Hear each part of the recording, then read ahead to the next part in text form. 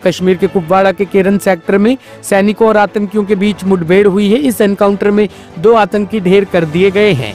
जानकारी के अनुसार 7 नवंबर को एजेंसियों को घुसपैठ के संबंध में इनपुट मिला, जिसके बाद कुपवाड़ा के केरन सेक्टर में एक संयुक्त अभियान शुरू किया गया। सर्च ऑपरेशन के दौरान सतर्क सैनिकों ने इलाके में संदिग्ध गतिविधि देखी और तुरंत सावधान हो गए। आतंकियों का पता चलते ही जवानों ने पोजीशन ले ली और उन्हें घेर लिया, जिसके परिणाम स्वरूप आतंकवादियों ने अंधाधुंध गोलीबारी शुरू कर दी। कुपवाड़ा में जारी मुठभेड़ को सेना ने ऑपरेशन पिंपल नाम दिया। अधिकारियों ने जानकारी देते हुए कहा कि सेना के श्रीनगर में मौजूद चिनार कोर ने बताया कि कुपवाड़ा के केरन सेक्टर में घुसपैठ की कोशिश की गई, जिसके बाद सर्च अभियान शुरू किया गया। इलाके में जब जवानों ने संदिग्ध हरकत देखी तो उन्होंने आतंकियों को चुनौती दी, जिसके बाद आतंकियों ने गोलीबारी शुरू कर दी। इसका परिणाम ये हुआ कि मौके पर सेना के जवानों ने 2 आतंकियों को ढेर कर दिया। मौजूदा समय में इलाके में ऑपरेशन पिंपल जारी है। इससे पहले भारतीय सेना की पश्चिमी कमान के general officer commanding in chief lieutenant general Manoj Kumar Katiyar ने शुक्रवार को जम्मू संभाग में अंतर्राष्ट्रीय सीमा से सटे इलाकों में सेना की ऑपरेशनल तैयारियों का जायजा लिया। दिल्ली पुलिस की क्राइम ब्रांच को बड़ी सफलता मिली है। WR2 यूनिट ने बदायूं का कुख्यात अपराधी और मामू गैंग का सरगना को गिरफ्तार कर लिया है। आरोपी कई बैंक चोरी की वारदातों में वांछित था और लंबे समय से फरार चल रहा था। 51 साल का कमरुल उर्फ मामू उत्तर प्रदेश के बदायूं का रहने वाला है। यह उत्तर भारत के कई राज्यों में बैंक डकैतियों का मास्टरमाइंड था। सड़क किनारे पलटेला लगाकर आम आदमी बनने की कोशिश कर रहा यह शख्स कर्नाटक और महाराष्ट्र में दर्जन भर से ज्यादा बैंक चोरी के मामलों में वांछित था। दिल्ली पुलिस की क्राइम ब्रांच को बड़ी सफलता मिली है। WR2 यूनिट ने बदायूं का कुख्यात अपराधी और मामू गैंग का सरगना को गिरफ्तार कर लिया। आरोपी पर कई बैंक चोरी की वारदातें हैं और लंबे समय से वह फरार चल रहा था। पुलिस ने तकनीकी निगरानी और खुफिया इनपुट के दम पर उसे दिल्ली से गिरफ्तार कर लिया। मामू गैंग का सरगना कमरुल पर हत्या का प्रयास, लूट, धोखाधड़ी, गैंग एक्टिविटी, आर्म्स एक्ट और NDPS एक्ट के तहत 10 से अधिक मामले दर्ज है। इस सफल ऑपरेशन के लिए इंस्पेक्टर गौतम मलिक, ACP राजपाल डबास और DCP श्री हर्ष इंदौरा की अगुवाई वाली टीम को हार्दिक बधाई दी गई है। ये कार्रवाई अपराधियों को कड़ा संदेश देती है कि कानून की पकड़ से कोई बच नहीं सकता।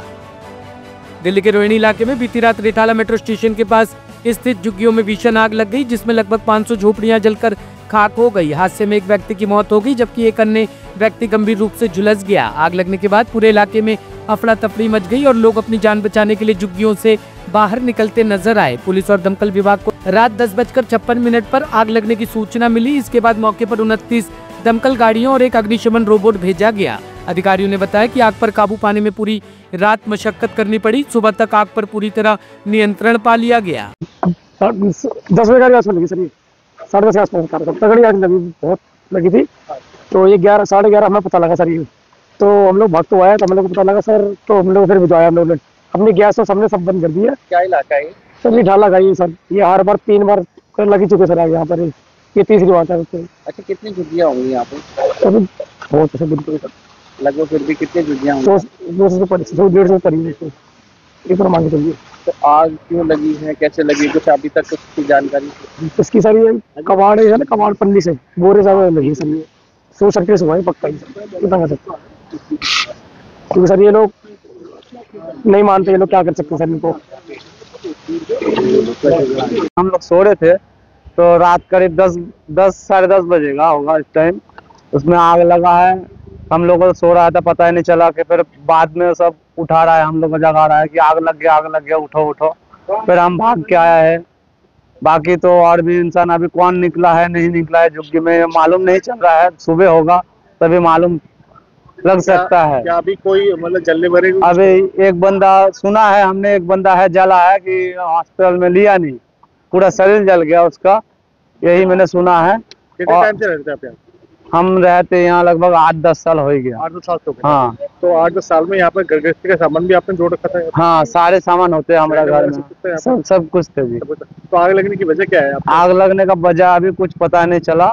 अभी सुबह होगा। सूचना कितने बजे मिली थी आग लगने की? आग लगने बाद लगभग करीब साढ़े 10 बजे तक हम लोगों को पता चला है। पता लगा। हाँ। उसके बाद फिर क्या हुआ? उसके बाद सब हम लोग सब जगाया, उठाया सबको, सब अपना बाहर हो रहा है, कोई बाहर हो रहा है, कोई कौन कहाँ कोई गया है अभी तक पता नहीं चला।